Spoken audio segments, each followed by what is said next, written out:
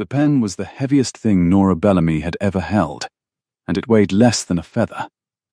It lay on the divorce papers between her thumb and the cool glass of the conference table, and on the line beside it, in ink already drying, was the signature of the man she had loved for 3 years, Adrian Vance, looped and certain, the way he signed everything, the way he had once signed the inside cover of a paperback he gave her on a rooftop in July and called it the only contract that mattered. He had not looked at her when he signed. He had not known, signing, that 2 hearts sat across the table from him, instead of 1. 11 weeks. She had counted that morning in the bathroom of a sublet that smelled of fresh paint and someone else's coffee, and she had not told him, and now the pen was in her hand, and the only thing left to ruin was the silence. "Whenever you're ready, Mrs. Vance." The lawyer's voice was soft, professional, the kind of voice trained to make endings sound like errands. "Bellamy," she said. "It's Bellamy now.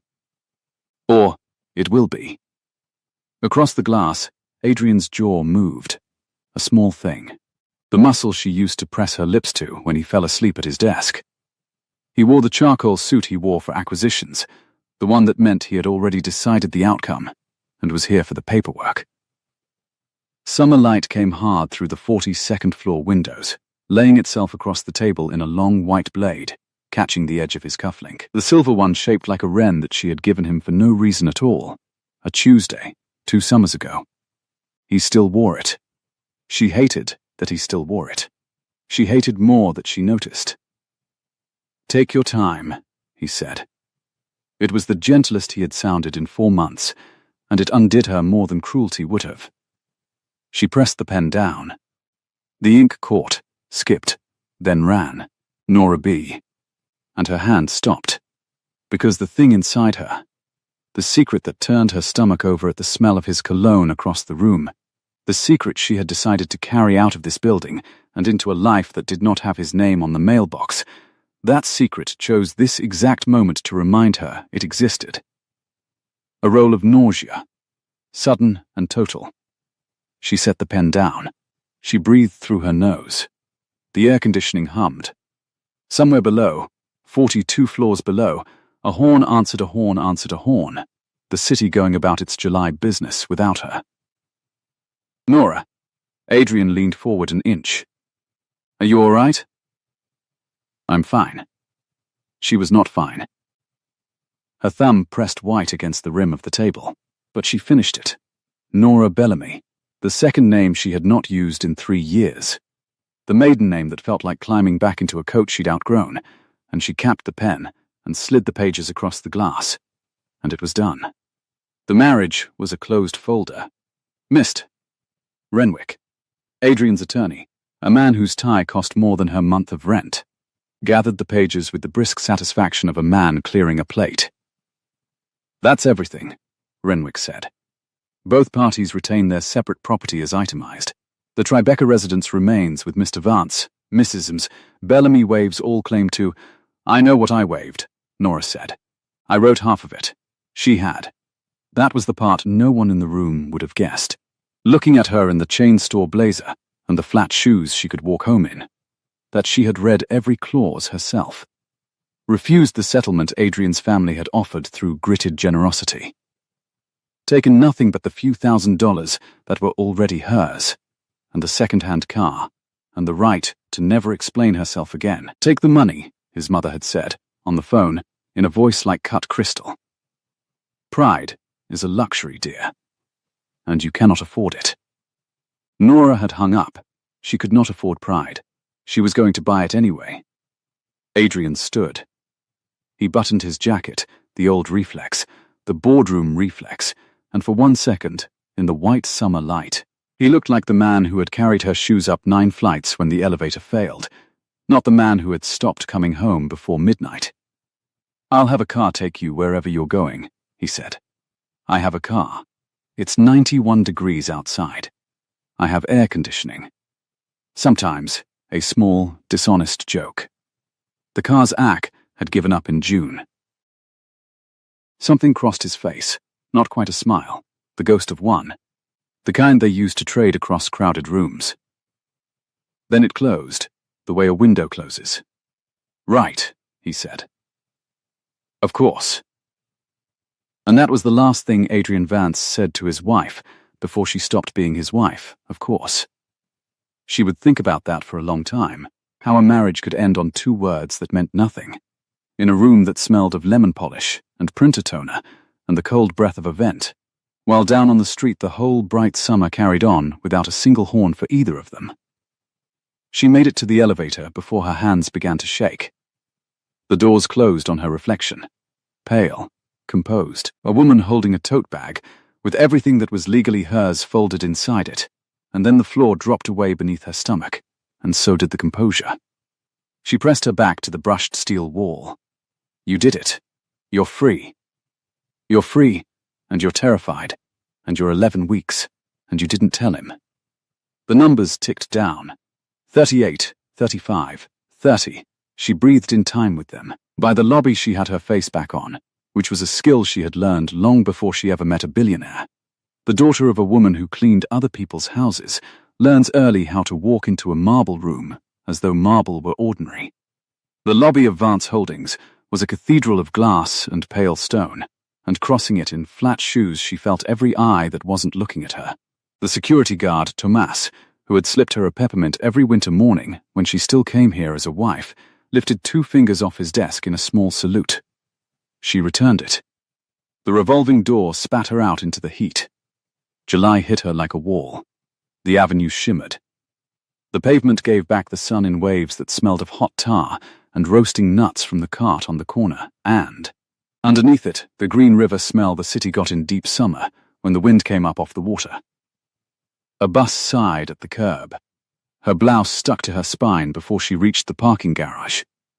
She found the car on the 3rd level, where the heat pooled thick as soup, and she sat in it without starting the engine and put both hands flat on the wheel and let herself, for exactly 1 minute, be a person whose life had just come apart.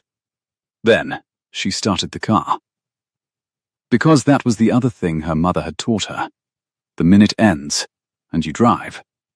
The sublet was in a part of Queens where the trees met overhead and the front steps were stone-worn smooth by 100 years of feet, and her single room on the 2nd floor had 1 window, 1 fan, and a smell of fresh paint that she had decided to love because it smelled like beginning. She climbed the steps. She let herself in past Mrs. Okafor's door, her new landlady, a wide, dry, humid woman who watered her stooped geraniums in a kimono and missed nothing, and she heard, behind that door, the radio playing something with horns in it, and a voice calling out, "That you, Nora girl? It's me, Mrs. Okafor. You eat today? I'm fine." A pause. The radio turned down a notch. "That's not what I asked you, is it?" The door opened 6 inches, and Mrs. Okafor's face appeared, reading glasses pushed up into grey hair, eyes that had appraised 40 years of tenants, and were not fooled by a chain store blazer. "You've got the look of a girl who signed something today."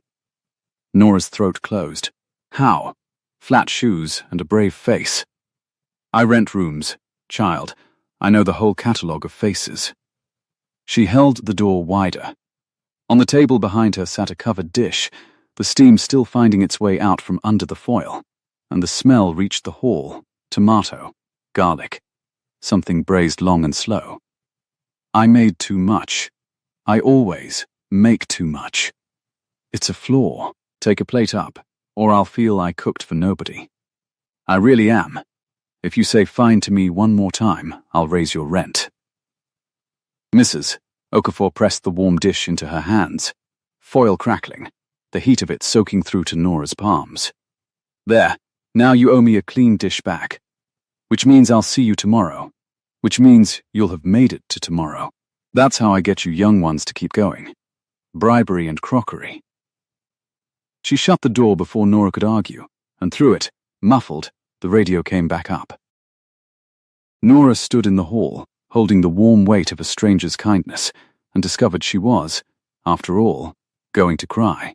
Not in the conference room, not in the elevator, not on the avenue, but here, in a worn stairwell that smelled of tomatoes and old wood, over a dish she hadn't asked for. She carried it up the stairs before the tears could land in it. The room was hot. She cranked the window and the fan and ate at the sill with the dish on her knees, watching the long summer evening pour gold down the brick across the street. And for an hour she felt almost steady. The plan was simple, and she had made it carefully. Tell no one in his world. Take nothing. Have the baby in the spring. A loan if a loan was the price. And raise a child who would never have to learn how to walk into a marble room and pretend marble was ordinary. Adrian Vance would go on running half the skyline. He had told her once, early, in the dark, the only time he ever spoke of it. My father measured love in what it cost him. I won't do that to anyone. And then he had spent 3 years doing exactly that, measuring, withdrawing, until the withdrawing was a wall and she was on the wrong side of it. He would not miss her. A man who works until 2 cannot miss what he is never home to see. She believed all of this completely. It lasted until her phone buzzed against the sill at 9:40. Unknown number. She almost let it go. Then a second buzz, a text this time, and the preview lit the dark room. Ms. Bellamy, this is Priya Anand, Mr. Vance's Chief of Staff. Please call when you can. It concerns a personal item left in the Tribeca residence. It's time sensitive. Nora's heart did something complicated. A personal item. She had left almost nothing. A few books. A winter coat she didn't need in July, a chipped mug. Nothing time sensitive. Nothing worth the Chief of Staff texting at night. She knew Priya a little. Brisk, kind under the brisk. The one person in Adrian's orbit who had ever asked Nora a real question. She typed back, "What item?" The reply took 2 minutes. Better by phone. Are you free now? She was not free. She would never again, technically, be free. But she pressed call, and Priya answered on the first ring, and behind her voice was the particular hush of the Vance penthouse, that hush Nora knew in her bones, the hush of too much square footage and not enough living. Nora, thank you for calling. I'm sorry about today. I am. It's done, Nora said. What's the item? A breath. There isn't one. And before Nora could speak, I lied to get you on the phone, and I'll apologize properly later. But you need to hear this from me, and not from a headline. There's a story running tomorrow morning. Financial press. It's about Adrian. About the company, and your name is in it. The fan pushed hot air across Nora's face. Down on the street a kid laughed, bright and far away. My name. They framed the divorce as, I'm going to say it plainly because you'll hear it worse from them, as you walking out the day before the Halloran merger closes. The implication is that you knew it was going to collapse, and you got out clean. There's a line about a quiet settlement. There's a photo of you leaving Renwick's office this afternoon. Nora, the merger is collapsing. It came apart at 6 o'clock tonight, and someone fed the press a version where you're the woman who saw it coming and saved herself. Nora set the dish on the sill very carefully, as though it might detonate. That's not what happened. I know that. Adrian knows that. It doesn't matter what happened. It matters what runs at 6 a.m.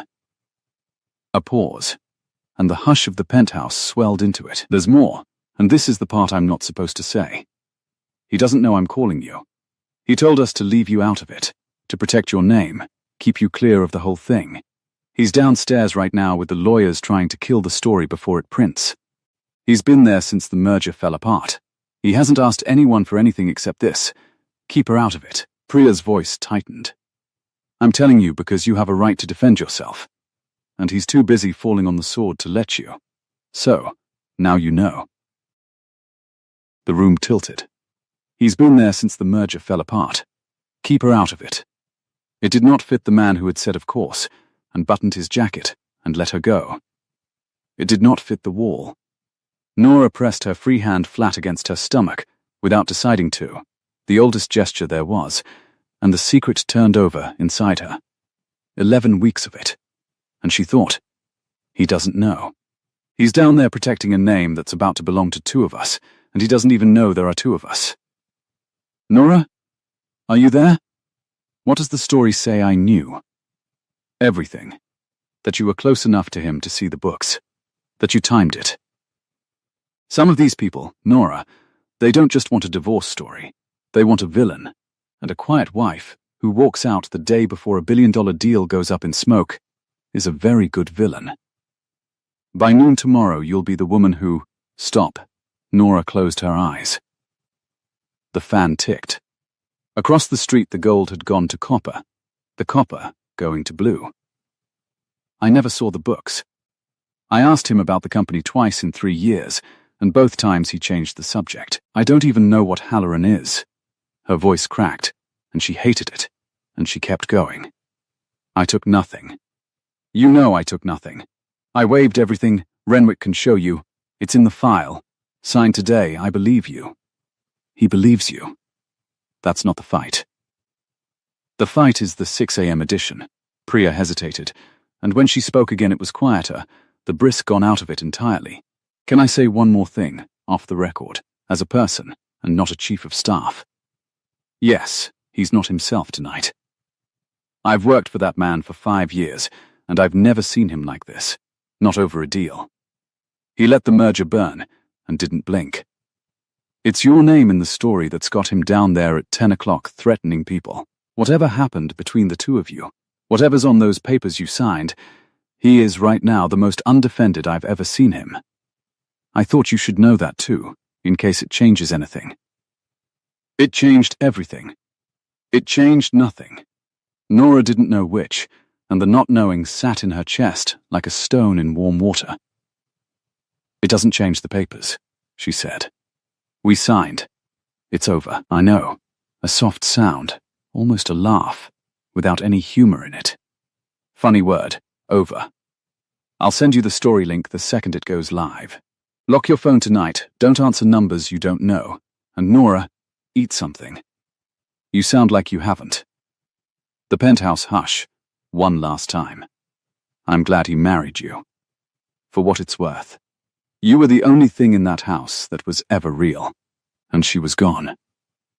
Nora sat with the dead phone warm in her hand, and the dish gone cold on the sill, and the whole impossible night spread out in front of her. Free. She had been free for 6 hours. It had not even lasted the length of a summer evening. She did not sleep.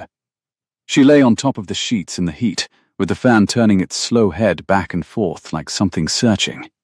And she watched the link arrive at 5:58 a.m., and she made herself read it. It was worse than Priya had said, and exactly as bad as she'd feared. There was the photo, her, on Renwick's steps, sunglasses on, tote bag clutched, looking for all the world like a woman fleeing the scene. Vance's marriage ends hours before 1.2B Halloran deal collapses.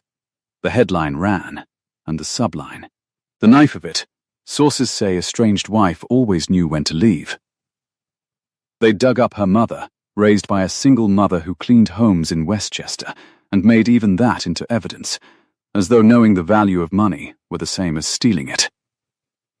They had a quote from a person close to the family, and Nora knew exactly whose cut crystal voice it was, and she had to put the phone face down on her chest and breathe at the ceiling for a while. When she picked it up again, there were 11 missed calls from unknown numbers, and a text from Mrs. Okafor downstairs. Don't read the comments, child, I'm making eggs. Come down. And one more. From Priya. It's worse than I hoped to stop. I'm sorry. He's still at it. He hasn't been home. Nora got up. She washed her face in the rust-stained sink, and she looked at herself in the spotted mirror. The woman the whole financial internet was busy inventing this morning. The gold digger, who'd walked out clean. And she thought about the 11 weeks. And she thought about a child reading this someday, typing its own mother's name into a search bar, and finding always knew when to leave. No, that she would not allow. She had let Adrian Vance build a wall between them, and she had let him win the silence, and she had even, God help her, let him keep the Wren cufflink without a fight. But she would not let strangers write her child's mother into a villain over a deal she'd never heard of. She would call the one reporter on the byline she half trusted, an old name, a real one, and she would tell the truth on the record. She had waived everything. She had never seen the books. The timing was a coincidence, and the coincidence was a baby she hadn't told anyone about. She reached for the phone. Her thumb was over the reporter's contact when, 3 feet below her window, the most expensive engine in Queens came to a stop. She knew the sound of it. She had been lulled to sleep by the sound of it on 100 late nights. The deep, banked, almost silent purr of the car Adrian kept for the rare days he drove himself. It did not belong on this street of worn stone steps and stooped geraniums. She crossed to the window before she could stop herself and looked down through the screen, through the green tangle of the morning trees, and there it was, long and black and impossible at the curb, and the driver's door was already open. He stood up out of it into the early summer light in yesterday's charcoal suit, the jacket gone, the shirt open at the collar, no tie, his hair wrong, his jaw shadowed, looking like a man who had not seen a bed, and he had a folded newspaper in one hand, gripped hard, and on his face was something Nora had not seen in 2 years, and could not, for one swaying second, even name. He looked up at the building. He did not know which window. He looked at all of them, scanning, the way he'd scanned her face in the elevator, looking for the joke they used to share, and his free hand came up and pushed through his hair, and from below, faint through the screen and the trees and the early traffic, she heard the most undefended sound she had ever heard the man make. Nora, not a shout. Just her name, sent up into a building full of strangers' windows, by a man who had signed her away 18 hours ago and did not yet know there were 2 of her. Nora. Her hand closed over her stomach. Downstairs, she heard Mrs. Okafor's front door open onto the stoop, and the radio horns spill out into the street, and a dry, unimpressed voice ask the billionaire on the doorstep exactly who he thought he was, calling up at decent people's windows before they'd had their eggs. And Nora Bellamy stood at the screen, with the truth still unsent on her phone, and the whole rest of her life waiting on what she did in the next 10 seconds. And she did not move, and she did not breathe, and she did not yet go down. The screen was warm under her fingers where she gripped the frame. Below, Mrs. Okafor had come down the last step in her kimono, with the watering can still in one hand, and she was looking at the long black car the way a person looks at a stain on a clean floor. "This is a residential street," Mrs. Okafor said. "We have a noise rule. It's written on the lease." "I wrote it. I'm looking for someone," Adrian said. "Everybody's looking for someone. Most of them manage it without shouting at the brickwork." She set the watering can on the step. "You'll want to lower your voice, or you'll want to leave, and I'd think hard about which, because I have known some men in expensive cars, and not one of them improved a morning." Nora watched him take that. From 2 floors up she could see the thing she knew so well. The half-second pause where Adrian Vance decided whether to be the man who owned the building, or the man asking to be let inside it. He folded the newspaper smaller. "You're right," he said. "I'm sorry. I didn't sleep, and that's not your problem." He looked at the geraniums on the step as though they were evidence of something. "Those are doing well. In this heat. That's not easy." Mrs. Okafor narrowed her eyes. It was, Nora knew, exactly the wrong right thing to say, too true to be flattery. The landlady said, which from her was a whole paragraph. "You know geraniums. My grandmother kept them. On a fire escape. She said they forgave you for forgetting them, which made them better than most people." He stopped, as if surprised the sentence had come out of him. "I'm not here to make trouble. I came to tell someone the truth before a newspaper tells her a lie. That's the whole of it." And Nora, at the window, with her thumb still hovering over a reporter's name and the secret turning slow and certain beneath her hand, understood that if she did not go down now, she would spend the rest of her life having let him say it to a stranger instead. She went down, past the cool plaster of the stairwell, past the smell of eggs and butter coming from Mrs. Okafor's open door, her bare feet on the worn stone, and she pushed the front door wide into the green morning light and the heat already rising off the pavement, and she said, before she could lose it, "I don't want your truth, Adrian. I wanted it for 3 years. You're about 18 hours late. He turned, and whatever he had rehearsed in the car at 4 in the morning left him all at once, because she watched it go. Nora, just that, again, the newspaper hung at his side. Up close he looked worse than the window had shown, a grey cast under the summer tan, a fray at the cuff where he'd rolled the sleeve wrong, the wren cufflink gone from a shirt that had no cuffs left to hold it. You've seen it. At 6 a.m. Same as the rest of the city. The pavement was already warm under her feet. A bus exhaled at the corner. Somewhere a sprinkler ticked across a hedge. Always knew when to leave. That's a good line. Did you write it, or did your mother? His jaw moved. I didn't write any of it. I've been trying to stop it since 6 o'clock last night. I know. Priya told me. She watched that land, watched him understand that his own chief of staff had gone around him, and she felt a mean flicker of satisfaction and was ashamed of it and kept her chin up anyway. She also told me, you told everyone to keep me out of it. Protect my name. Very gallant. You spent 4 months not coming home, and now you'll burn down a newsroom for my honor. She crossed her arms over the loose cotton of yesterday's shirt, over the thing he could not see. Why? Because none of it's true, and you don't deserve it. That's not an answer to why now. Mrs. Okafor, on the step, picked up her watering can with great dignity and went back inside, but she left the door open, which was its own kind of statement.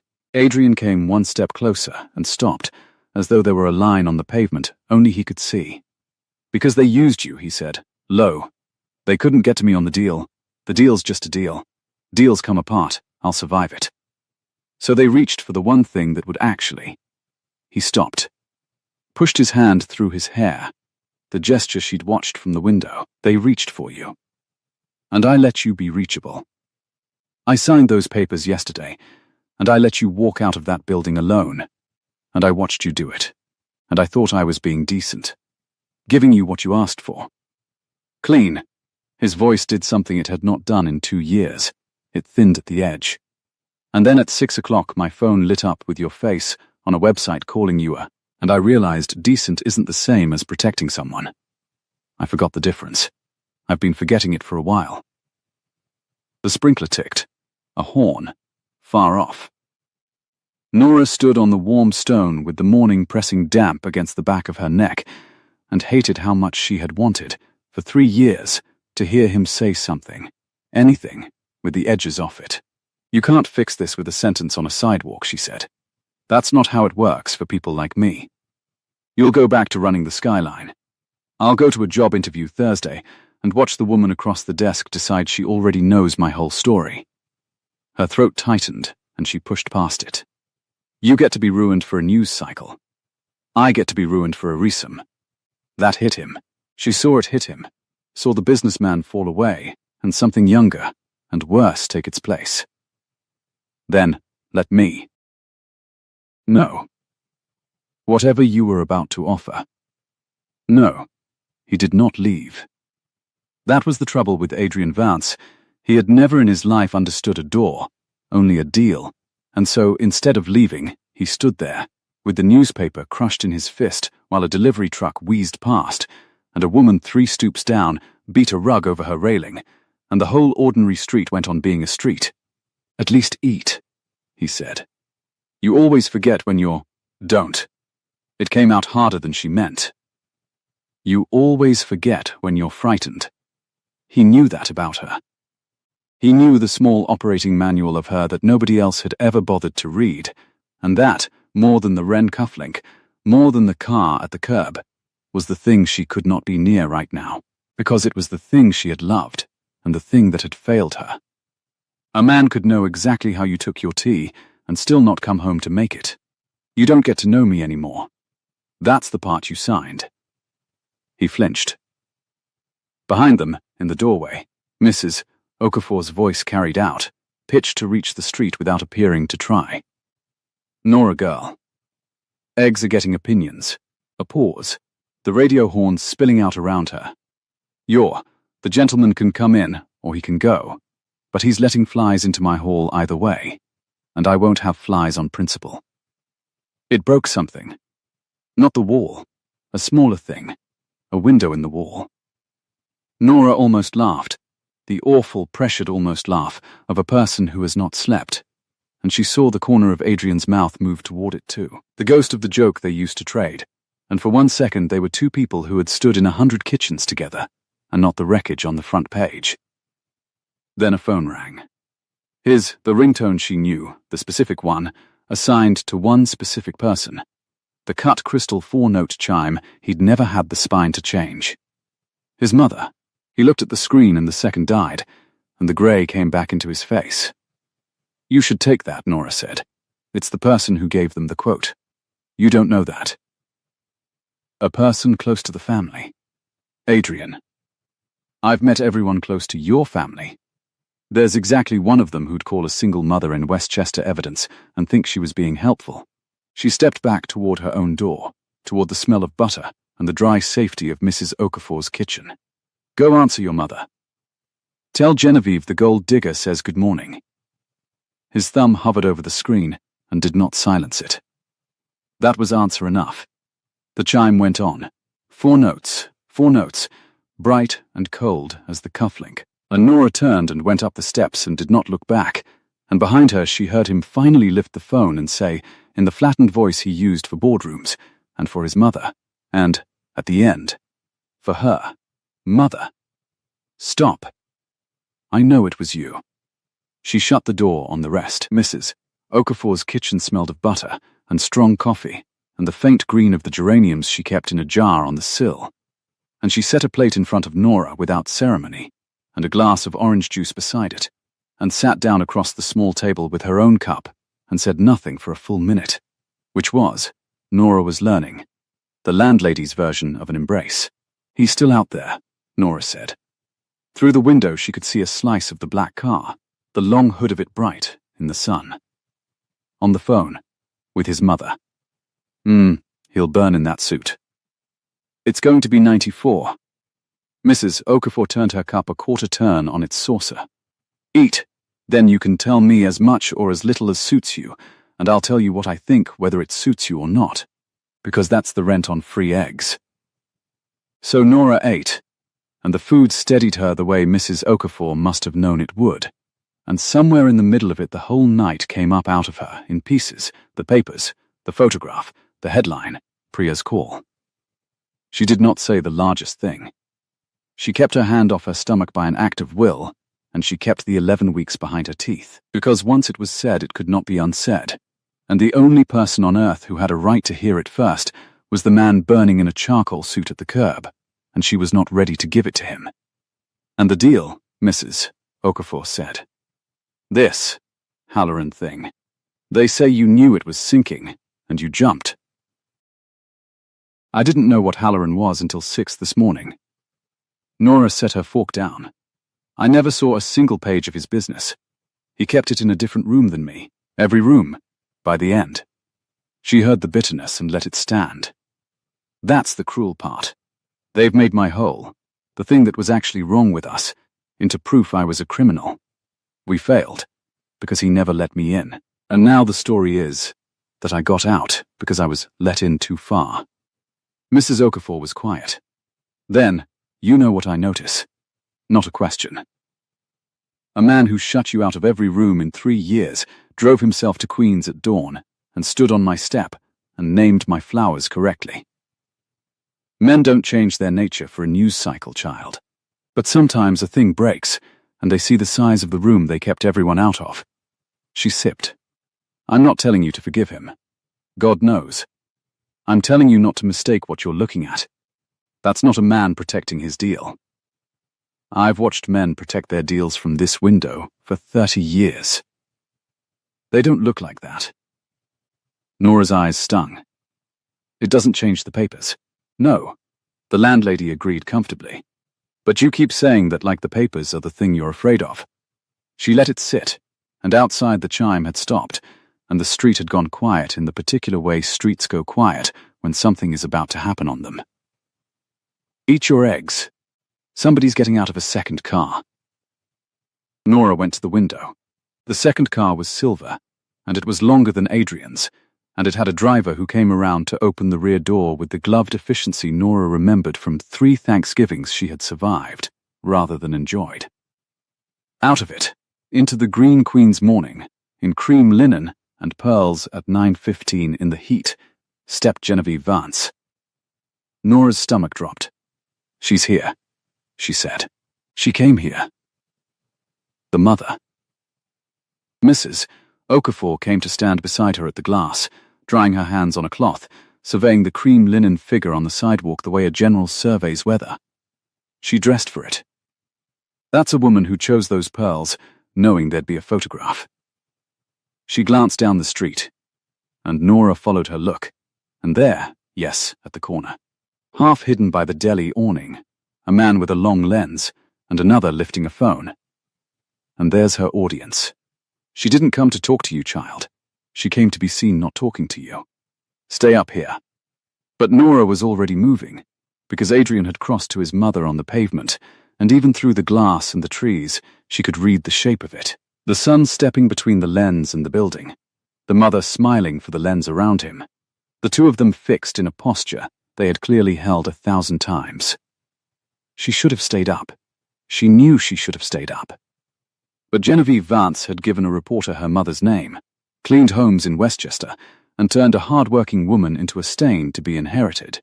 And there are some doors a person cannot help but open.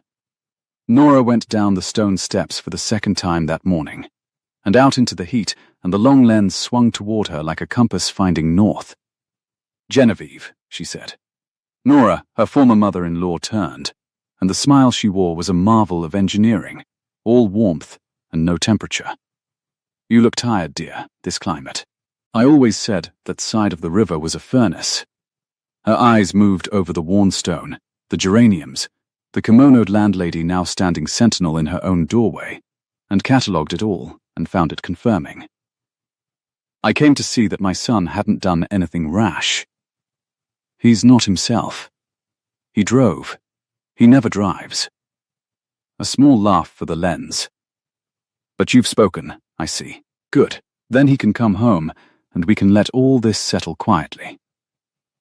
"Quietly," Nora repeated. "Like the quote you gave at midnight." The smile did not move.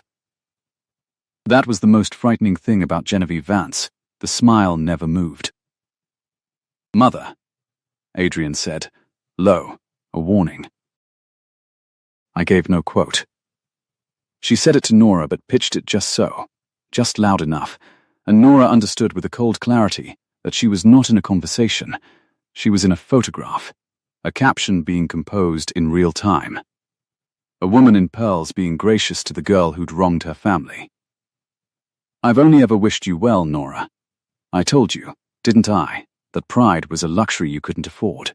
I was trying to help. I'm still trying to help." Her gaze flicked, deliberate, to Nora's bare feet, her untucked shirt, the building behind her. "You've landed somewhere, characterful. I'm relieved.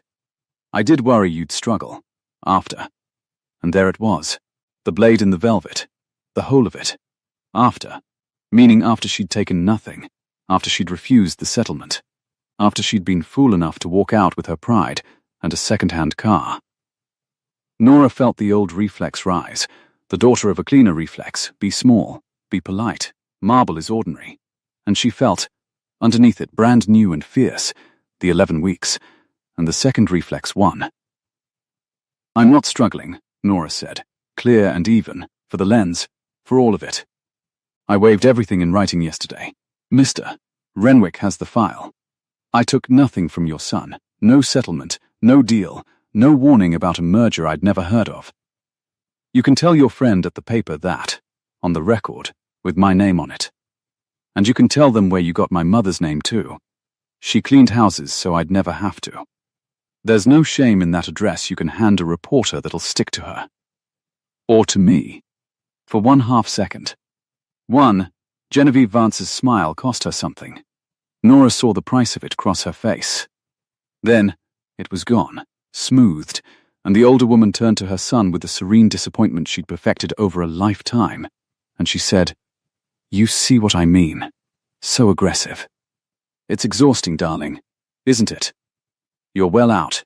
And she let her driver hand her back into the silver car, and the lens kept clicking, and she was gone in air-conditioned silence before Nora's heart had finished slamming.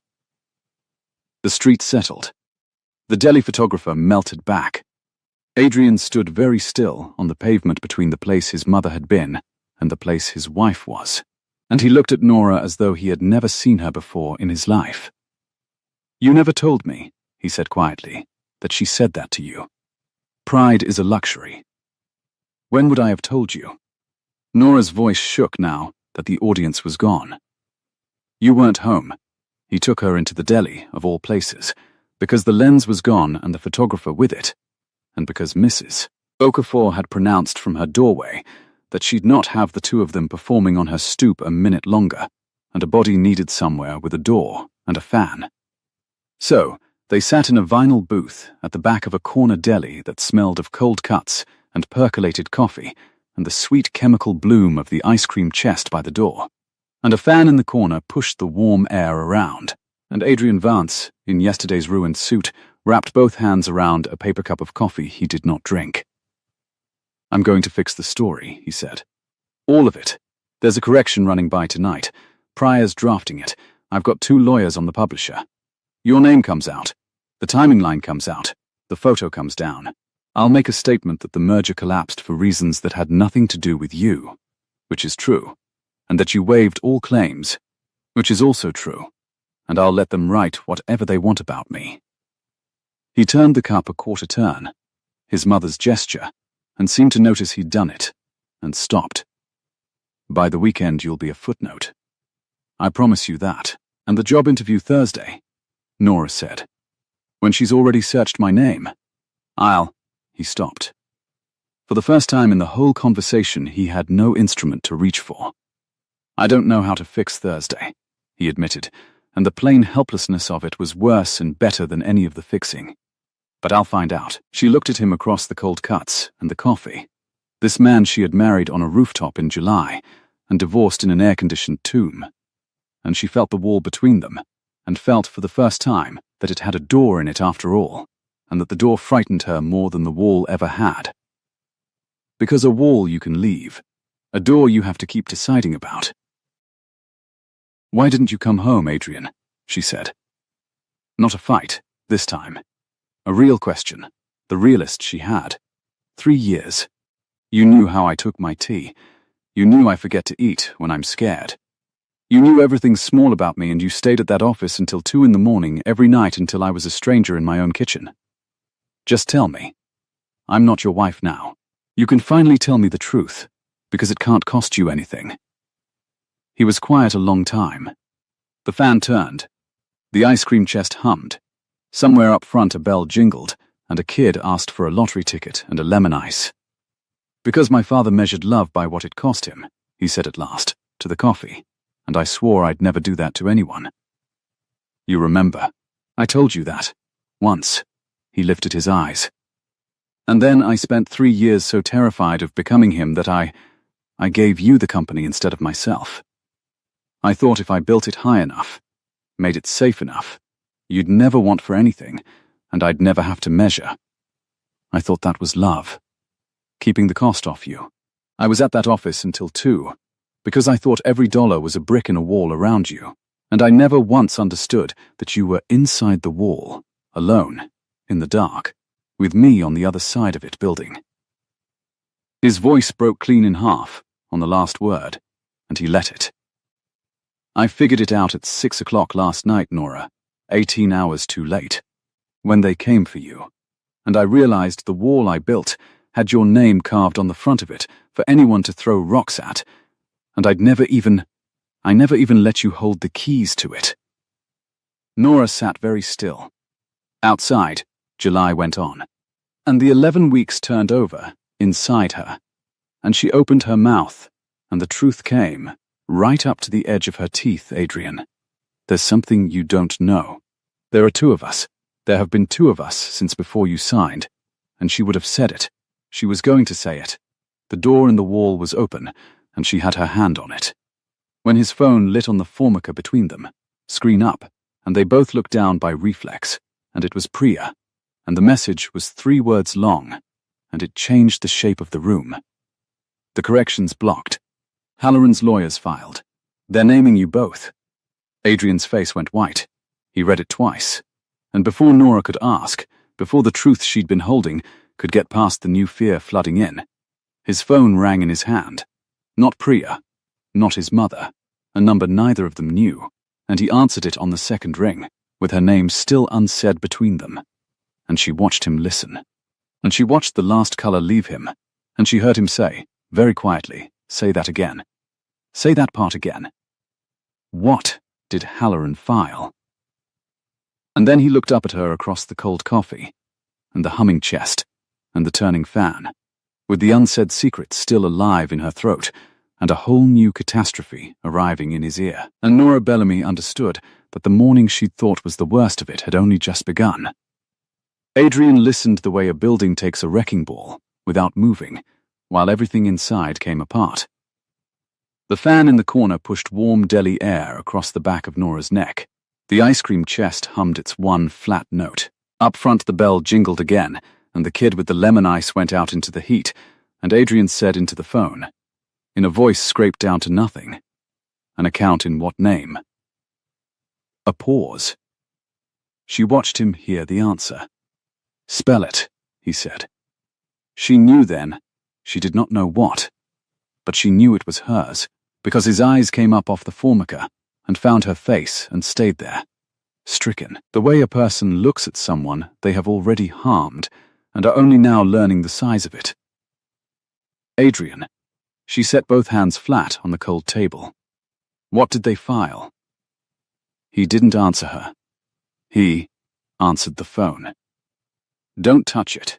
Don't move it. Don't explain it. Don't let Renwick near a microphone until I'm in the room. I'm 20 minutes out." He lowered the phone slowly, as though it had become heavy, and he laid its screen down on the formica between the 2 coffees neither of them had touched, and he looked at the lemon-yellow napkin dispenser, the salt, the little caddy of jam packets, anything but her. "Halloran's lawyers amended the complaint an hour ago," he said. "They named you as a party. They say there's proof the divorce was a settlement and not a separation. They say there's a transfer. Money moved yesterday morning, before you signed, into an account." "I don't have an account. I have $1,100 and a car that won't make air." Her voice was very steady and she did not trust it. "Whatever they found, it isn't mine. I took nothing, Adrian. You watched me take nothing. That was the whole. That was the one thing I had." He was quiet. The fan turned its head away from them and back. "The account is in the name Nora Bellamy," he said. The deli went small and bright and far away. "I don't bank under Bellamy," she said slowly. "I haven't been Bellamy in 3 years. I became Bellamy again at 4 o'clock yesterday afternoon, on paper, in that room. Nobody could have opened," and she stopped, because his face had not changed, and his face was the answer.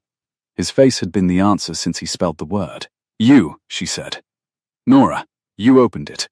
The blood went out of her hands. "You moved money into an account with my new name on it, the name I hadn't even used yet. You did it before I signed. I did it Tuesday." His hands were flat on the table now, mirroring hers, a foot of cold formica between them like the conference glass all over again. "I had Renwick set up a trust. 400,000. I knew you'd refuse a settlement. You'd already refused it, in writing, twice, you were so sure, and I couldn't. Nora, I could not watch you walk out of my life into a furnace in Queens with $1,100 and a car that doesn't make air. So I put it where you couldn't say no to it. An account in the name I knew you'd take back. I was going to tell you in a month, when you were settled, when you couldn't send it back out of pride." His voice cracked down the middle. "I thought I was protecting you. I thought it was the last decent thing I'd get to do." For a long moment Nora could not speak at all. The sweet chemical smell of the ice cream chest rolled over her and turned her stomach, and she breathed through her nose, and the 11 weeks turned, and she pressed her palm hard against the edge of the table, until the pain steadied her. "Do you understand what you've done?" she said. Not loud, Worse than loud. I waived everything so that no one could ever say I married you for money and left with it. That was mine. That was the only clean thing I was going to walk out of 3 years with. And you took it. You reached into the one room I'd locked against your whole world, and you put your money in it, in my new name, the morning before I signed, so that now there is a $400,000 reason on a bank's records for everyone to believe every word that woman fed the paper. Her throat closed, and she forced it open.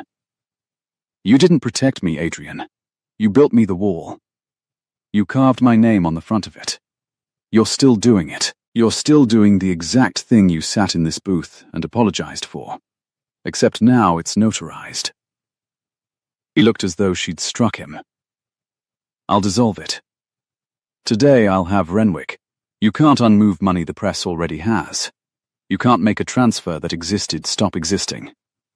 That's not how it works. That's not how any of it works for people like me. That's what I told you on the sidewalk, and you nodded like you understood, and then I find out you'd already done the thing that proves you never will. She was on her feet without deciding to be. The vinyl booth squeaked. The kid behind the counter looked up and looked away. I have a job interview Thursday. Now I have a lawsuit and a bank account I never opened, and $400,000 of your guilt with my name on it. You want to know the difference between us?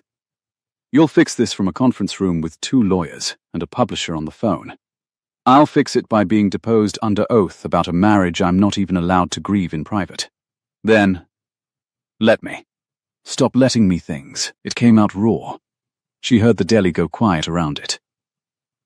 Every catastrophe in my life this week starts with you letting me something. He sat there in yesterday's ruined suit with his hands open on the table. And for once in his life, Adrian Vance reached for an instrument and found the case empty. You're right, he said. And because she had been braced for an argument, the 2 plain words nearly took her legs out. She gripped the back of the booth. I have to go to that office, he said quietly. If I'm not in the room in the next half hour, Renwick settles it the fast way, and the fast way has your name in a sealed admission that follows you forever. I can stop that. I'm the only one who can stop that, because I'm the one who made it. He stood, slow, and he did not button the jacket he wasn't wearing, and that small absence undid something in her she didn't have time to name. I'll fix the account. I'll testify it was mine, unsolicited. Refused, I'll put it on the record that you turned down every dollar and I forced it on you anyway. It costs me. It should. He paused at the end of the table. I'm not asking you to forgive it. I'm asking you to let me undo it without making you stand in the fire while I do. She wanted to say something cutting. She wanted, far more than that, and despite everything, to put her hand against the fray at his cuff and tell him there were 2 of her, and there always had been, and the wall he'd built had been built around 2 people in the dark, not one. The door in the wall hung open between them, and the truth came up to her teeth a second time. The realest words she owned, but the bank account sat in the room now. 400,000 reasons that proved he would always reach over her head to fix her life without asking, and she thought, if I tell him now, I tell him into that. I hand him the largest thing I have, and he turns it into a trust and a press strategy and a thing he protects me from, instead of a thing he shares with me. He'll build the baby a wall too. So she swallowed it. Again, it went down like a stone. Go to your office, she said. Fix what you can.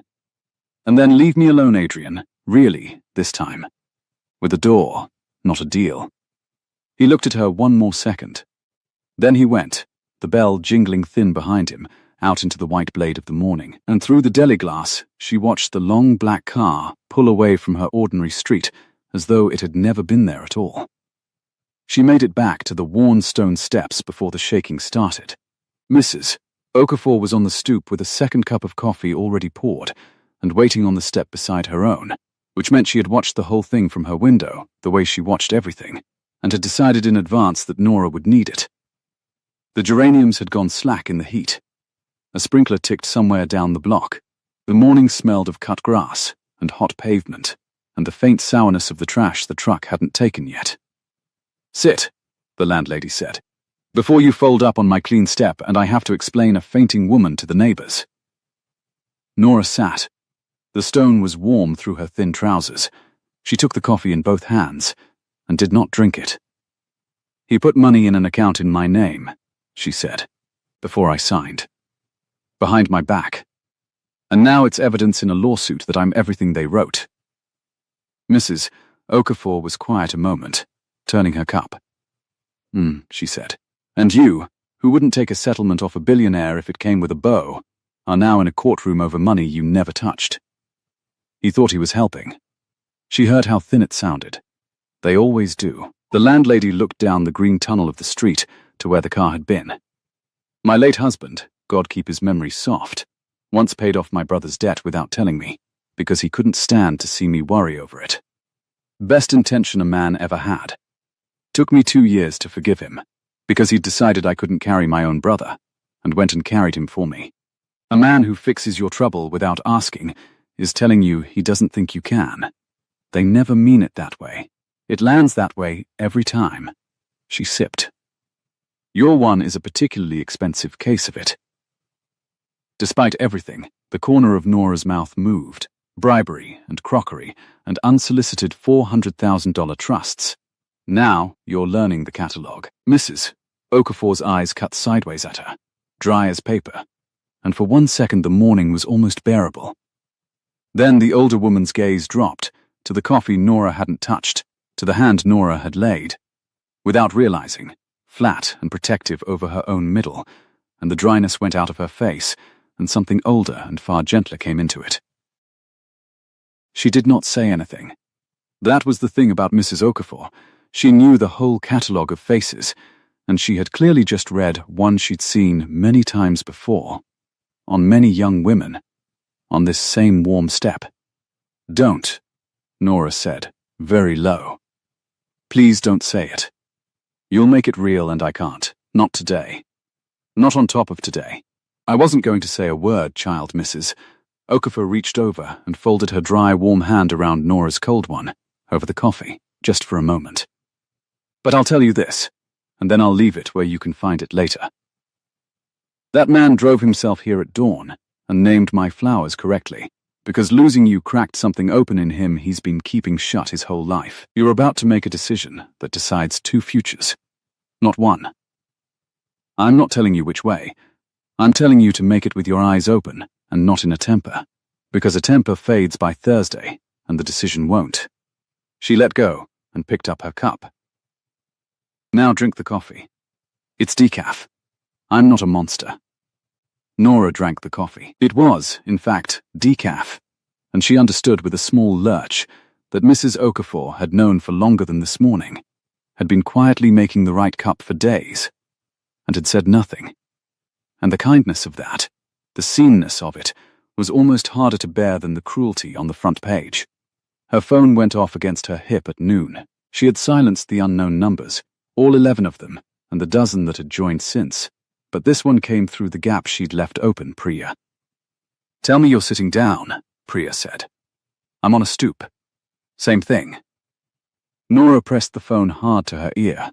Across the street a man hosed his window boxes, and the water hissed, and the smell of wet, hot concrete rose up.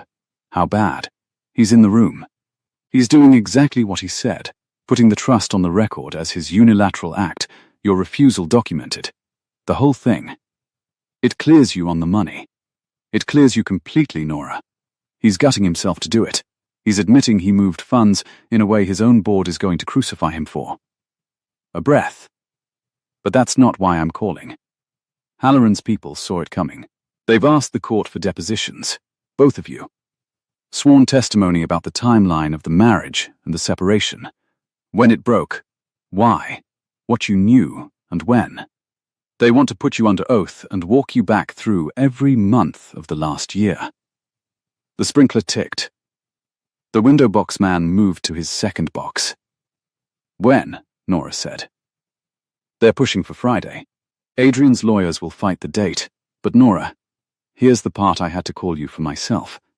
Because Adrian won't.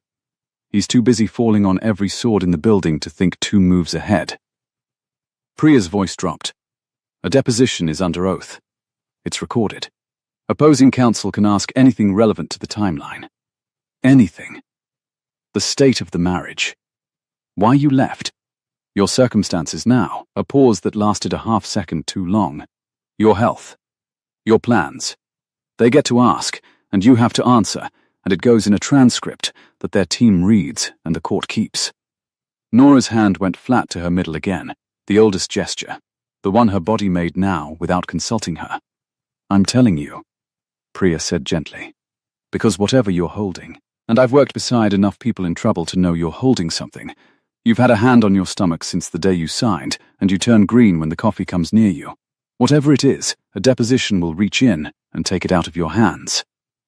Under oath, in front of his lawyers, on a record his mother's friends can subpoena. If there's something you'd want to choose how and when to say, Friday chooses for you. The street tilted, very slightly, and righted itself. Why are you telling me this? Nora whispered. You work for him. I work for him. I'm not against you. There's a difference, and most people in that building never learn it. A sound that was almost a laugh, the humorless kind. Also, I sat outside that penthouse for 5 years and watched the only warm thing in it leave. I'm allowed 1 act of insubordination per marriage. This is mine. Lock your phone. Eat something green. And Nora, decide before Friday whether you'd rather a stranger's lawyer pull it out of you, or whether you'd rather pick the moment yourself. The penthouse hushed behind her. Faint. I have to go back in. He's about to say something to a publisher that'll cost him his quarter. Somebody should be in the room who's on his side too. The line went quiet. Nora sat on the warm stone with the dead phone in her hand. Quiet. She corrected herself. The phone was only quiet, and the whole impossible architecture of the next 4 days assembled itself in front of her. Friday. Under oath. A stranger's lawyer with a transcript, asking about her health, her plans, walking her back through every month until he found the one where the math stopped adding up the way the marriage said it should. 11 weeks. She had told no one. She had built her entire plan on telling no one in his world until she was 1,000 miles from it. And on Friday a court would simply reach in and take the choosing away from her, and Adrian would learn he was going to be a father from a deposition transcript, in a conference room, from a lawyer reading it aloud to discredit her. She thought she might be sick on Mrs. Okafor's clean step. She breathed through it. The window box man finished his hosing, and the water shut off, and the street went very quiet in the heat. She didn't decide on the stoop. She decided in the room upstairs, an hour later, with the fan turning its slow searching head and the photo of the headline still glowing on her phone, always knew when to leave, and the realization settling over her, cold and clear as the conference room vent, that there were exactly 2 ways this went. She could wait for Friday and let it be done to her. Or she could do the one thing she had sworn she would never do again. She could walk back into Adrian Vance's world on purpose, of her own choice, and tell him the truth herself, today, before a transcript could. Not because she forgave the account, not because the wall had a door, but because the secret had stopped being hers alone the moment a court decided it had a right to ask. She picked up the phone. Her thumb hovered, the way it had hovered over a reporter's name at dawn, a lifetime ago this morning. Then a car stopped at the curb. Not the black one. She crossed to the window, with her heart slamming, and looked down through the screen and the green tangle of trees. And it was a plain sedan, grey, anonymous, and a man got out of it in a short-sleeved shirt with a flat envelope in his hand, and he stood on the worn stone steps and looked up at the building exactly the way Adrian had that morning, not knowing which window, and Mrs. Okafor's front door opened below. He's not here, the landlady said, before he could speak. If you mean the one in the suit, I'm not looking for him. The man's voice was bored, practiced, kind in the way that people are kind when they do an unkind job 100 times a week. I'm looking for Nora Bellamy. I have something for her. She has to take it from my hand, that's the whole job. Then I'm gone. And Nora, at the window, with the truth still unsent on her phone, and her own decision not 3 seconds old, understood what the envelope was before she ever touched it. Friday hadn't waited for her to choose. It had come up the street in a grey sedan to put itself in her hand. She went down the stairs slowly this time, one warm, worn step at a time, past the smell of butter gone cold and the radio horns turned low. And she opened the front door into the white afternoon heat, and the man held the envelope out, and Mrs. Okafor stood in her own doorway with her arms folded and her chin up like a wall that had decided to take a side. "Nora Bellamy," the man said. Yes, the single word, and it cost her everything, and she made herself take the envelope from his hand. It was lighter than the pen had been. Everything that ended her life weighed less than a feather. She was learning that this week. "You're served," the man said, almost gently. "Friday, 9 a.m. There's an address inside. Bring a lawyer if you've got one." And he was back in the grey sedan and gone before the door had finished swinging, leaving her on the step in the heat with the envelope in both hands, and the whole street going on being a street, a horn somewhere, a sprinkler, a kid's far bright laugh, and the 11 weeks turning over, and 4 days, now, between Nora Bellamy and a room full of strangers who would reach in and take the last thing that was hers to give. She did not open it. She didn't need to. She stood very still, the paper warm from the man's hand, and she lifted her phone with her other hand, and she looked at Adrian's name on the screen, still there, still first, where it had lived for 3 years, and she understood that the choice Mrs. Okafor had warned her to make with her eyes open had just narrowed to a single point, and the point was today, and there was no door left to keep deciding about. There was only the wall, and the truth, and 4 days, and she was going to have to walk straight through all 3. Behind her, Mrs. Okafor said, very quietly, the dryness all gone now. "Whatever's in your hand, child, and whatever's in you, you don't carry it up those stairs alone. Not today. You hear me?" Nora's thumb pressed down on Adrian's name. It began to ring.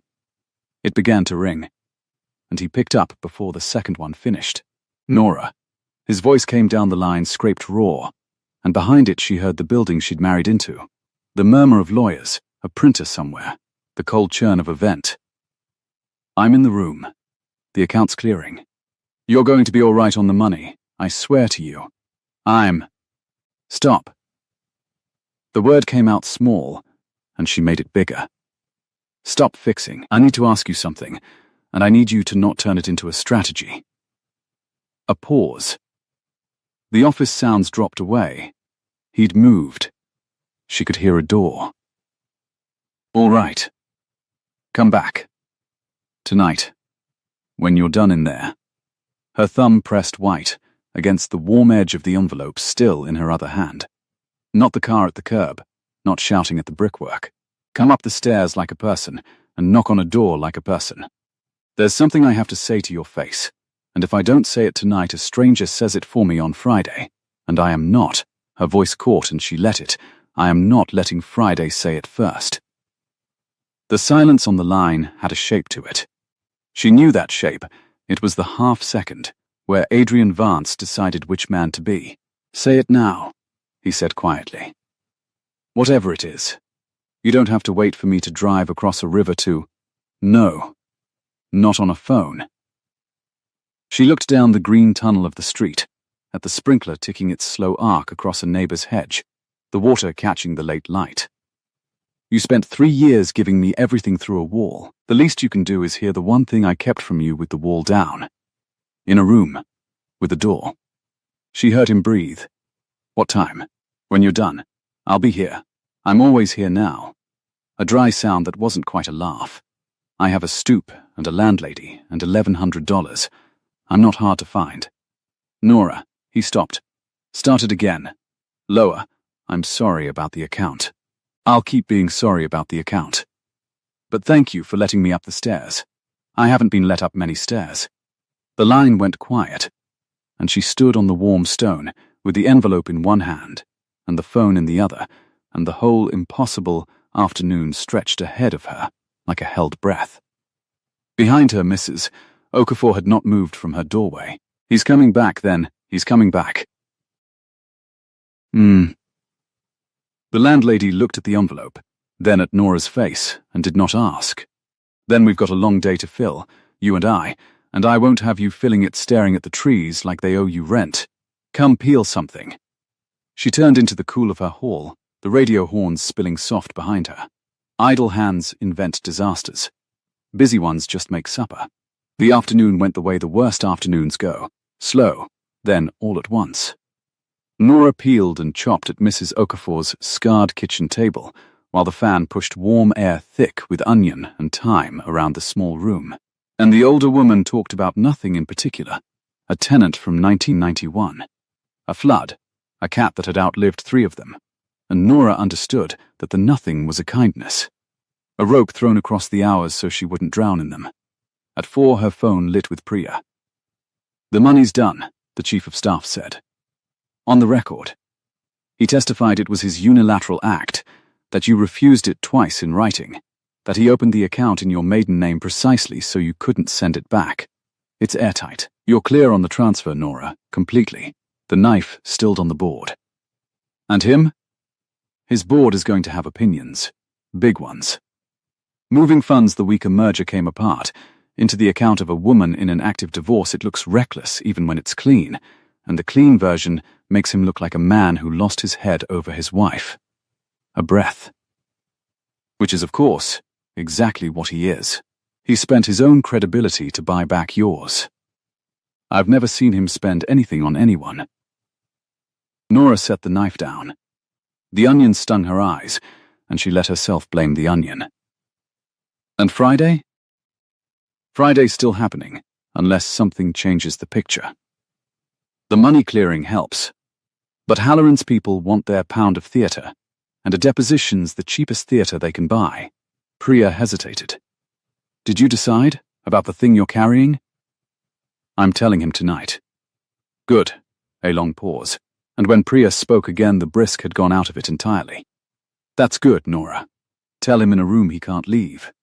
He's better when he can't leave. The penthouse hush, faint. I'll keep the wolves off the door as long as I can. Eat something green. You sound like onions. I am in fact onions. The line went soft, and Nora wiped her eyes on her wrist and went back to the board, and Mrs. Okafor, who had heard every word of her half of it, said nothing at all, only slid a glass of cold water across the table and tapped it once with one finger until Nora drank. He came at 7:30, when the gold had begun to pour long down the brick across the street, and the heat had stopped rising and started to settle. She heard the car, the banked, almost silent purr of it, and then she heard the thing she had asked for and not believed she'd get. The engine cut. A door closed softly, and footsteps came up the worn stone steps. Ordinary footsteps. A man climbing stairs. The knock was quiet. 3 times. Mrs. Okafor was already in her own doorway, drying a plate that was dry. She looked Adrian up and down. He'd changed. A fresh white shirt, no tie still. The sleeves rolled clean this time. The wren cufflink absent from cuffs he hadn't buttoned, and she delivered her verdict to the hall at large. He knocked. I'll give him that. The first one shouted at my windows. This one knocks. She turned to go, then paused. 2nd floor. Front. The door sticks in the heat. You'll have to mean it. And she shut herself away with the radio, leaving the hall to the 2 of them and the smell of supper and old wood. Nora led him up. She heard him behind her on the stairs, careful, slow, a man in a house that was not his, and knew it. At her door she stopped, and put her shoulder to it the way the heat made you, and it gave, and she stood aside to let him into the one room that was entirely, finally, hers. He stopped just inside. He looked at the fan turning its slow head, the window cranked to the gold evening, the dish she still owed Mrs. Okafor clean and waiting on the sill, the narrow bed, the single chair. He looked at all of it the way he'd looked at the geraniums, too closely, as though it were evidence. It's small, she said. Don't. I wasn't going to. He turned. In the low gold light he looked younger and more wrecked than she'd ever seen him in 3 years of expensive rooms. It's the first place I've stood in years that looks like someone actually lives in it. His throat moved. What did you need to say to my face? And there it was, the door in the wall, open, the truth come up to her teeth a third time. And now there was no court, and no transcript, and no stranger to do it for her. Only the fan, and the gold light, and the man. She crossed to the sill. She put her hand flat against the screen where the warm evening pressed through it. Her back was to him, because she could not do it to his face after all, not the first second of it. "I'm 11 weeks," she said. The fan ticked. A car passed below. Somewhere a screen door clapped. "I counted the morning I signed," she went on, to the screen, to the gold brick across the street. "In the bathroom of this room, before I came in and put my name on your papers. I knew, and I didn't tell you, and I signed anyway. Because I had decided, I had it all decided, Adrian, that I would carry this out of your world and into a life that didn't have your name on the mailbox, and you would go on running the skyline, and you'd never know there were two of me across that table instead of one." Her voice broke clean, and she pushed through the break. "There were two of us. There have been two of us since before you signed." She turned around then, because she owed him the rest of it to his face. He had not moved. He stood in the middle of her small room, with his hands open at his sides and his whole architecture come down around him. Soundless, the way the deli had taken him apart that morning. Except this was not a wrecking ball. This was something he had no instrument for at all. 11 weeks, he said. Not a question. A man trying the words to see if they'd hold his weight. 11 weeks. That's. His hand came up, pushed through his hair, came down. That's still. That's us. That's from before any of it. Before the wall got too high to climb. Yes, she wrapped her arms over the loose cotton, over the thing he could finally see now that there was nothing left to see it through. It happened in the part of us that was still real. Which is the cruelest thing about it, if you want to know. I have been carrying the best of us through the worst of us, alone, for 11 weeks.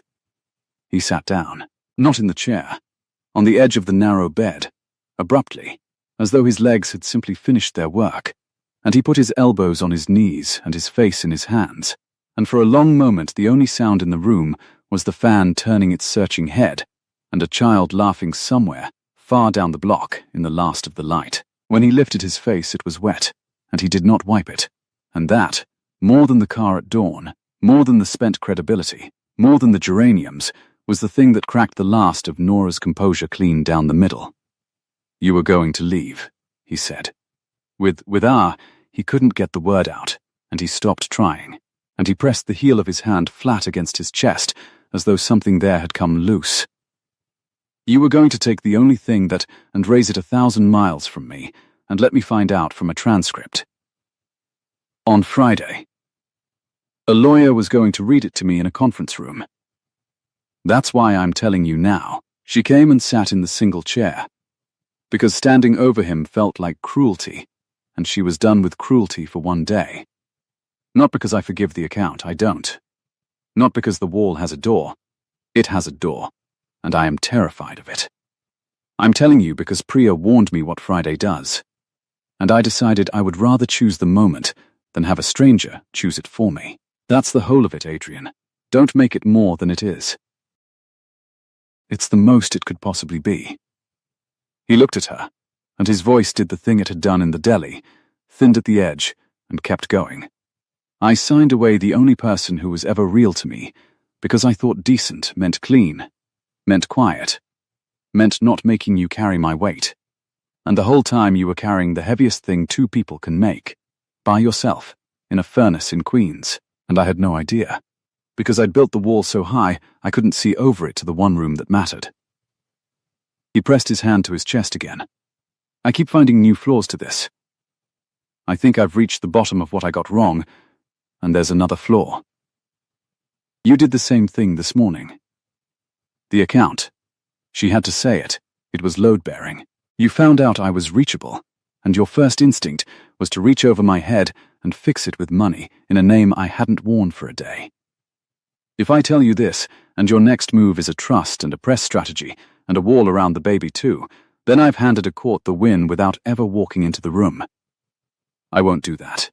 I'd rather raise this child small and free than safe behind one more wall I didn't agree to. He was quiet a long time. The fan turned. The gold in the window had gone to copper. Then tell me what to do instead, he said. I don't know how. I've never known how. My father knew how to buy things, and my mother knows how to arrange them, and I learned both, and neither of those is the thing you're asking me for. He spread his open hands. I'm asking you, Nora, not as a strategy. I genuinely do not know how a person does this without building something around it. Teach me. That's the only thing I have left to offer you that isn't money. It was, she would think later, the first time in 3 years he had asked her for anything at all. You ask, she said. That's the whole of it. That's the thing you never did. You decide a thing is good for me, and you build it in the dark and present it finished, and I'm supposed to be grateful. And instead I'm a stranger in a kitchen I didn't choose. She leaned forward, elbows on her knees, mirroring him across the small warm room. You want to teach yourself how. When you have an idea about my life, you say it out loud, before you do it, while I can still say no. That's it. That's the lesson. It costs you nothing and it would have saved us everything. Say it out loud before I do it, he repeated, slowly, like a man learning a phrase in a language he should have spoken his whole life. While I can still say no. He nodded. And then, she watched him do it. Watched him reach for the lesson while the ink on it was still wet. He said, I have an idea about your life. I'm saying it out loud. You can say no. He took a breath. I want to come to Friday. Not to fix it. Not to fall on a sword in front of you again. I've done enough of that for 1 week, and you've made it clear it lands like an insult. I want to sit beside you while a stranger asks you cruel questions, so that when he gets to the 11 weeks, and he will, Nora, he'll walk you right up to it. You're not telling the man who fathered it across a table from his lawyers. You're telling a room with me already in it, already knowing, already on your side of it. He stopped. That's the idea. You can say no. The fan ticked. Down on the street a horn answered a horn, answered a horn, the city going about its July evening without them. That's better, she said, and her voice was not steady. That one you asked. Is it a yes or a no? It's a... She pressed her hand flat to her middle, the oldest gesture, and felt the 11 weeks turn under it, and felt the wall, somewhere in the room, develop one more door. It's a we'll see, which from me is a yes, you have to keep earning. Don't look so pleased. We'll see is the hardest thing I own. For the first time since he'd climbed her stairs, the corner of his mouth moved, the ghost of the joke they used to trade across crowded rooms, the one he'd been hunting for in the elevator the day she signed. I'll take a we'll see, he said. I built half a skyline on worse odds. And she laughed, wet, undone, helpless, the awful relieved laugh of a person who has carried a stone for 11 weeks and just set down one corner of it, and he laughed too, carefully, like a man out of practice. And for one suspended second in the copper light, they were two people who had stood in 100 kitchens together, and not the wreckage on the morning's front page. Friday came hot and white. The deposition was not in a courtroom, but in a glass conference room 20 floors up, the kind of room Nora had taught herself to walk into as though marble were ordinary, and the air conditioning breathed its cold breath over a long table where Halloran's lawyer waited with a legal pad and the board, practiced patience of a man who did unkind work 100 times a week. Adrian sat beside her. Not across the glass this time. Beside her. Close enough that when her hand began to shake under the table he covered it with his. Out of sight. And held it. And did not let go. And did not turn it into anything.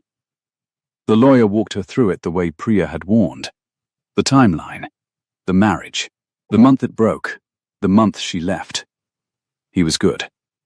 He laid the questions like stepping stones, each one a half-inch closer to the water, and Nora answered them plain and true, because the truth was the only floor she trusted to stand on. Miss Bellamy, he said. At last, at the edge of the water. Let's discuss your circumstances at the time of separation. Your health, any changes, anything that might bear on the timing of your decision to end the marriage. He folded his hands. Were you, at the time you signed, aware of any condition that I'm pregnant? She said it to the whole cold room. Clear, before he could finish baiting the hook, before the trap could close on its own terms instead of hers. 11 weeks. The day I signed. I knew. I didn't tell my husband. I signed his papers, and I took none of his money, and I knew I was carrying his child, and I planned to raise it alone, 1,000 miles from his name. She did not let go of Adrian's hand under the table. She gripped it. You wanted the timeline. There it is. I left because the marriage had become a wall, not because I saw a deal coming apart. I didn't know what Halloran was until a headline told me.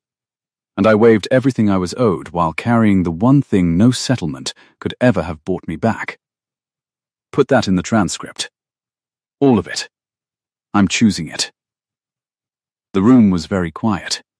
The vent breathed. Halloran's lawyer looked at his legal pad and, for the first time all morning, did not seem to know which stepping stone came next, because the witness had walked straight into the water of her own accord, and there was nothing left to lead her toward. Beside her, Adrian had gone still. Then he reached up with his free hand and laid something on the glass, slid it to the center of the table, where the lawyer could reach it. A single folded page. My statement, Adrian said. Signed this morning. I'm declaring on the record that the trust was mine, unsolicited and twice refused, that my wife knew nothing of my company's affairs because I told her nothing, and that the divorce was the failure of a marriage I starved, not the close of a settlement she schemed. His voice was flat and final, the boardroom voice, turned for once toward the truth, and I'm withdrawing from the Halloran litigation entirely. No countersuit. No defense fund. I'm conceding the commercial claim outright and eating the loss, which my board will tell you is the most expensive sentence I've ever spoken. He let it sit. You came for a villain. There isn't one at this table. There's a man who built a wall around the wrong thing, and the woman who walked out of it with more dignity than I've managed in my whole life. Print whatever you want about me. Her name comes out of it today. The lawyer picked up the page. He read it. Whatever theater he'd been hired to stage required two people fighting, and he had walked into a room where one had told the truth and the other had surrendered the only thing they wanted, and there was no performance left to give. He capped his pen. I think, he said, we're finished here. What broke the rest of it was not the deposition. It was Genevieve. She was waiting in the cold marble lobby when they came down. Alone this time, no driver hovering, no lens at the corner, no pearls chosen for a photograph. Just a woman in cream linen, standing very straight by the elevators, with her handbag held in both hands like something she was afraid of dropping. Nora saw her first and felt the old reflex rise. Be small. Be polite. Marble is ordinary, and felt the new one rise under it, fiercer, and braced for the blade in the velvet. But Genevieve Vance was not looking at Nora with the engineered smile. She was looking at the hand Adrian had, without thinking, settled at the small of Nora's back as they crossed the stone, and at Nora's face, and then, with a slow and dawning comprehension that drained the color clean out of her own, at the way Nora's free hand had come to rest, protective, over her middle. She had clearly just read a face she'd seen many times before, on many young women, across many cold rooms, and whatever arrangement she had come to make, it left her all at once. Genevieve stopped. Her cut crystal voice had a hairline through it. Adrian, is she? Yes, Adrian said, and you gave a newspaper her mother's name. So whatever you came to say, choose it very carefully, Mother, because there's a third person involved now, and that person is going to be able to read someday. Genevieve looked at the floor. It was a small thing, a woman looking at marble, but Nora had survived 3 Thanksgivings at this woman's table and had never once seen her look down. I withdrew the quote this morning, Genevieve said, to the floor. Before I knew. Before any of this. I called the editor at 7. I told them the source had been mistaken and would not be cited again, and that any further use of the Bellamy name in connection with the family would be met by my own lawyers. She lifted her chin, and the effort of it cost her. Nora could see the price of it cross her face. It will run as a correction in tomorrow's edition, with my name on it, not a person close to the family. I am told it will be humiliating. I am told it is the first time in 40 years I have publicly retracted anything. A breath. I did it because I watched my son stand on a stranger's stoop and name her flowers correctly. And I have known that boy his whole life and never once seen him name anything correctly that wasn't a number. And I understood I had cost him the only thing he ever. She stopped. Her hands tightened on the bag. I measured your worth by what you wouldn't take from us, Nora. I called it pride. I think I knew, even then, that it was the only spine in the whole family. I am sorry. It is not enough, and I know it is not enough, and I am saying it anyway, which I am also told is something I do not do. It was not a graceful apology. It was stiff and late, and it plainly hurt her to make, and that was exactly why Nora believed it. A graceful one would have been one more performance for one more lens. This one had a cost, and the cost was written all over the older woman's face. It's a start, Nora said. Eyes open. We'll see. Genevieve looked at her son's hand at the small of his wife's back, and at Nora's hand at her own middle, and something in the cream linen rigidity of her loosened by a single degree. We'll see, she repeated, as though tasting a word she'd never been served. Yes, all right, we'll see. And she gathered her bag and walked to the revolving door and out into the white heat without a driver, on her own 2 feet, which Nora suspected she had not done in a very long time. The correction ran. Adrian's board raged, as Priya had promised, and Adrian sat through every minute of it and conceded the Halloran loss and kept his company by a margin thinner than he'd ever cut and called it, privately, to Nora, the best deal he'd ever lost. The photo came down. Always knew when to leave became a footnote, and then, not even that. And on a Saturday in late August, when the city had gone soft and golden, and the heat had finally broken into something a person could breathe, Adrian Vance came up the worn stone steps in Queens with no car at the curb at all. He'd taken the train, he announced, with the wary pride of a man reporting an expedition, and a paper sack in one hand, and he knocked 3 times, and the door stuck, and he meant it, and it gave. Mrs. Okafor surveyed him from her doorway. The train, she said, will wonders. She eyed the paper sack. What's in it? If it's money, I'm confiscating it on principle. Tomatoes, Adrian said, from a stand near the office. The man swore they were the good ones. I have no way of verifying this. I bought £11 out of anxiety. The landlady's mouth twitched, the closest Nora had ever seen her come to losing the dry. £11. For 3 people. 4, Adrian stopped. Looked at Nora on the stairs. Looked back at Mrs. Okafor, for however many of us there turn out to be. Mrs. Okafor took the sack out of his hands and peered into it and pronounced, with the gravity of a verdict, these are not the good ones. But they'll do. Bring them up. I'll teach the girl the brays, and you'll watch. Because a man who buys £11 of tomatoes out of feeling needs somewhere to put the feeling, and my kitchen's as good as any. She turned, then added, over her shoulder, the dryness back in full, and you'll do the dishes. Both of you owe me crockery. It's how I know you'll come back. They came back. That was the new shape of it. Not a wall come down all at once, but a thing rebuilt brick by visible brick, every idea said out loud before it was done, every plan offered while she could still say no. He learnt the stairs. He learned the train. He learned, slowly, clumsily, to ask.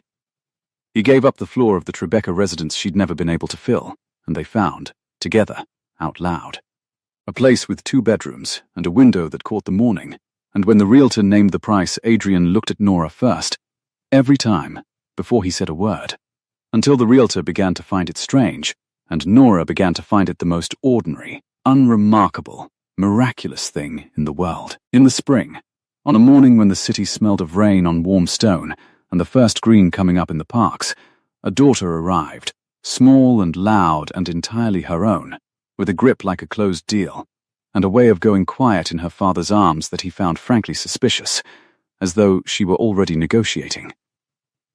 They did not name her for either grandmother. They named her for nobody at all, a plain warm name Nora had chosen and said out loud, and Adrian had heard and agreed to, in a room with a door, while she could still say no. He kept the Wren cufflink. He wore it the day they remarried, quietly, no lens, no pearls, on the same rooftop in July where it had started, where 3 summers ago he'd signed the inside cover of a cheap paperback and called it the only contract that mattered. He'd kept the book. He produced it on the roof, soft-spined and sun-faded, and opened it to the cover where the loop of his old signature had gone grey. And beneath it, in fresh ink, he had written a second line, and he turned it so she could read it before he said the words, the way she'd taught him. "It's the only contract that ever mattered," he said. "I'm saying it out loud. You can still say no." Nora Bellamy, Nora Vance again, by choice this time, with her eyes open and a daughter dozing against her shoulder in the warm July light, looked at the grey loop and the fresh line, and the man who had finally learned to ask, and she did not say no. "We'll see," she said, and kissed him, and the city carried on bright and ordinary below them, a horn answering a horn answering a horn, the whole loud living summer going about its business, and for once, for the first time, it felt like it was going about its business with them, and not without. If this story warmed you, stayed with you, made you believe a little more in second chances done right, out loud, with the wall down, then settle in and stay a while. Subscribe to Platinum Diaries and let the next story find you when you need it most. There's always another doorstep, another summer, another truth worth coming home for. We'll see you there.